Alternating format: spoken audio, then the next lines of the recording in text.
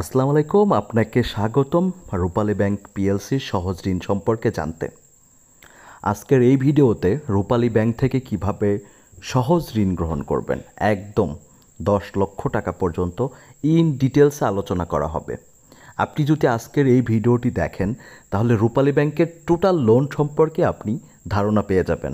অবশ্য ব্যাংকে গিয়ে আপনাকে আর এত প্রশ্ন করতে হবে না, ডিরেক্টলি ব্যাংকে যাবেন। আমি যেভাবে শিখাবো ঠিক সেভাবে ব্যাংকে কথা বলবেন। আমি কথা দিচ্ছি আজকের এই ভিডিওটি পুরোপুরি দেখলে আপনি অবশ্যই রূপালী ব্যাংক পিএলসি থেকে ঋণ গ্রহণ করতে পারবেন। তাদের একটা উক্তি রয়েছে, রূপালী ব্যাংক পিএলসি উত্তম সেবায় নিশ্চয়তা। তো সেই ক্ষেত্রে আমি বরাবরের মতো একদম রূপালী ব্যাংকের ওয়েবসাইটে চলে এসেছি। ওনাদের হটলাইন নাম্বার 16495 এবং 09614016495। তাদের দুইটা, একটা ছোট নাম্বার এবং একটি বড় নাম্বার রয়েছে, অর্থাৎ টেলিফোন নাম্বার আর একটি হটলাইন নাম্বার রয়েছে। ঠিক আছে, তো আপনি চাইলে যে কোনো একটি নাম্বারে কিন্তু যোগাযোগ করতে পারবেন। তো পুরো ভিডিওটা আগে দেখতে থাকুন, তারপরে আপনি ডিরেক্টলি ব্যাংকের সাথেও কথা বলতে পারেন। এবং যদি আমার এই ভিডিও দেখে আপনার মনে হয় যে কোথাও আপনার বুঝতে সমস্যা হচ্ছে, সেক্ষেত্রে আপনি হটলাইনে কথা বলেও নিতে পারেন। এবং আমাদের ফেসবুক লিঙ্ক দেওয়া রয়েছে ডিসক্রিপশনে, আপনি চাইলে ফেসবুকে ঢুকে আমাদের সাথে মেসেঞ্জারে আপনি আপনার প্রশ্নটি বলতে পারবেন। তো চলেন আর কথা বাড়াবো না, তো চলুন মূল ভিডিওতে চলে যাওয়া যাক। তো ভিডিওতে চলে যাওয়ার আগে যদি আমার এই ভিডিওতে আপনার এতটুকু উপকৃত হন, সেক্ষেত্রে অবশ্যই আমার চ্যানেলটি সাবস্ক্রাইব করে রাখবেন এবং ভিডিওটি আপনার ফেসবুকে অথবা আপনার ইনস্টাগ্রামে অবশ্যই ভিডিওটি শেয়ার দিয়ে রাখবেন, যাতে আপনার মতো যে কেউ ভিডিওটা দেখে একটুখানি উপকৃত হতে পারে। তো চলেন, তো প্রথমত আমরা যে বিষয়টা জানবো, এই লোনের, এই রূপালী ব্যাংকের সহজ ঋণের আপনার টাকাটা তারা কত দেবে। ঠিক আছে, তারা কিন্তু এখানে ম্যাক্সিমাম লোনের কথা বলেছে, ম্যাক্সিমাম টাকার কথা বলেছে, মিনিমামটা বলে নাই। অর্থাৎ সেক্ষেত্রে আপনি যে কোনো ধরনের একটা মিনিমাম অ্যামাউন্ট নিতে পারেন, হতে পারে 50,000 থেকে শুরু করে 10 লক্ষ টাকা পর্যন্ত। তারা কিন্তু এখানে ফুল অ্যামাউন্টের কথা বলেছে যে 10 লক্ষ টাকা তারা ম্যাক্সিমাম অ্যামাউন্ট। ঠিক আছে, মানে 10 লক্ষ টাকার উপরে তারা আপাতত আপনাকে দিচ্ছে না।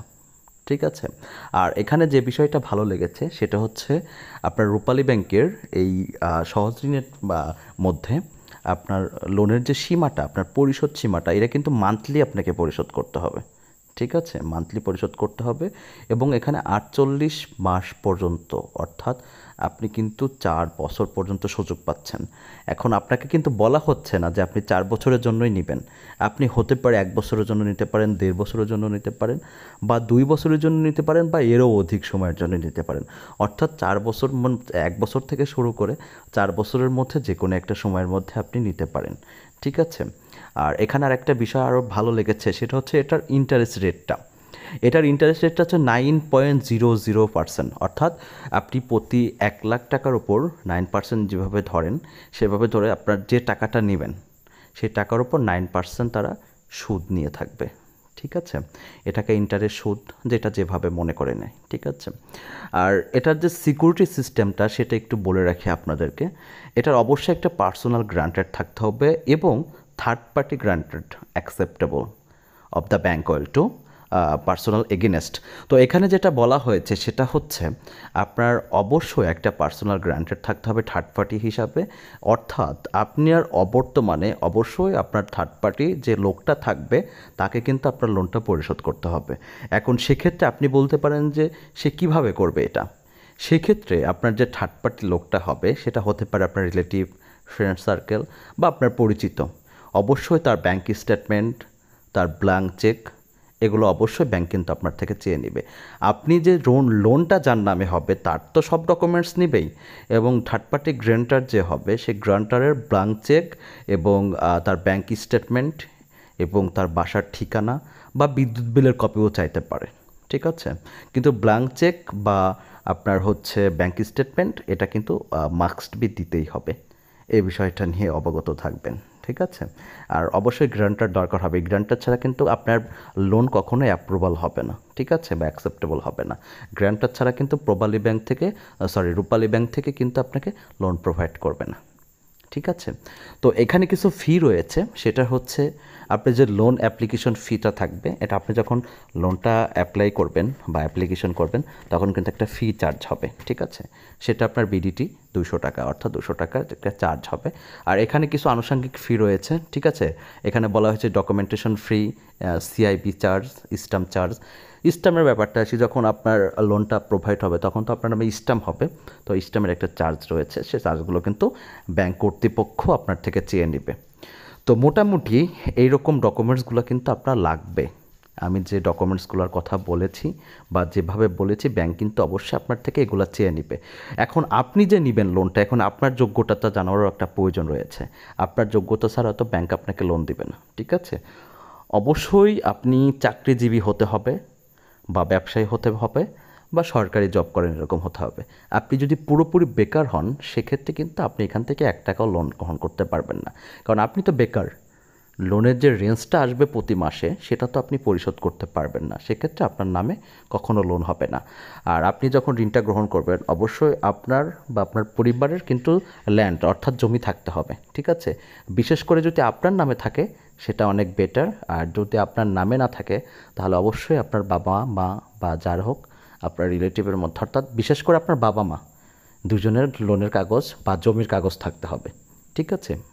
দলিলটা কিন্তু তারা জমা নেবে, ঠিক আছে। আপনার ফটোকপি হোক বা অরিজিনাল কপি হোক, অবশ্যই জমা নিবে। আপনার লোন পরিসীমাটা যখন শেষ হয়ে যাবে, তখন কিন্তু আপনার ডিটেলস আপনাকে ফেরত দেওয়া হবে। যেমন আপনার জমির কাগজ, আপনার টিন সার্টিফিকেট, আপনার ইউটিলিটি বিল অর্থাৎ আপনার বিদ্যুৎ বিলের কপি, আবার আপনার ব্যাংক স্টেটমেন্ট, আপনার ব্যাংক ব্ল্যাঙ্ক চেক, এগুলো কিন্তু অবশ্যই আপনার প্রয়োজন লাগবে, ঠিক আছে। এবং আপনার ছবি, এবং অবশ্যই আপনাকে কিন্তু বাংলাদেশের নাগরিক হতে হবে, ঠিক আছে। তো জাতীয় পরিচয়পত্রের ফটোকপি, আপনার পাসপোর্ট সাইজের ছবি, blank cheque, bank statement, utility bill, tin certificate, জমির কাগজ, এগুলো প্রত্যেকটা জিনিস। ইভেন আপনার চেয়ারম্যান সার্টিফিকেটও প্রয়োজন হতে পারে, ঠিক আছে। যে ইউনিয়ন চেয়ারম্যান থাকে, তো ওনার সার্টিফিকেটের প্রয়োজন হতে পারে। তো এখন লোন নেওয়ার ক্ষেত্রে অনেক কন্ডিশন থাকে, অনেক ডকুমেন্টসের প্রয়োজন হয়, ঠিক আছে। তো এই বিষয়গুলো আপনারা খেয়াল রাখবেন, ঠিক আছে। তো এই ছিল মোটামুটি ভিডিও। তো এই লোন সম্পর্কে যদি আপনার আরও কিছু জানার থাকে, তো অবশ্যই আমাকে কমেন্টস করে জানাবেন। এবং আমার ডিসক্রিপশনে থাকা ফেসবুক লিঙ্কে ক্লিক করলে আমার ফেসবুকে নিয়ে যাবে, সেখানে আপনি আমার ফেসবুকে অ্যাড হতে পারেন। অবশ্যই ফলো দিয়ে আমাকে আপনার মূল্যবান প্রশ্নটি করতে পারেন। আর বিশেষ করে যদি আমার থেকেও আপনি স্যাটিসফাইড না হন, যদি মনে করেন আপনার আরও কোনো কিছু জানার আছে, সেক্ষেত্রে আপনার ব্যাংকের হটলাইন নাম্বারে 16495, এই নাম্বারে কিন্তু ফোন দিয়ে ওনাদের সাথে আরও বিস্তারিত কথা বলতে পারেন। তো ধন্যবাদ, এই ছিল ভিডিও। ভালো লাগলে চ্যানেলটি সাবস্ক্রাইব করে দেবেন। আর যদি ভালো লেগে থাকে তো অবশ্যই ভিডিওটি শেয়ার করে রাখবেন আপনার ফেসবুক টাইমলাইনে, যাতে করে আপনার মতো আরও অনেকেই এই ভিডিও দেখে একটু সহযোগিতা নিতে পারে। তো ধন্যবাদ, ভালো থাকবেন, আল্লাহ হাফেজ।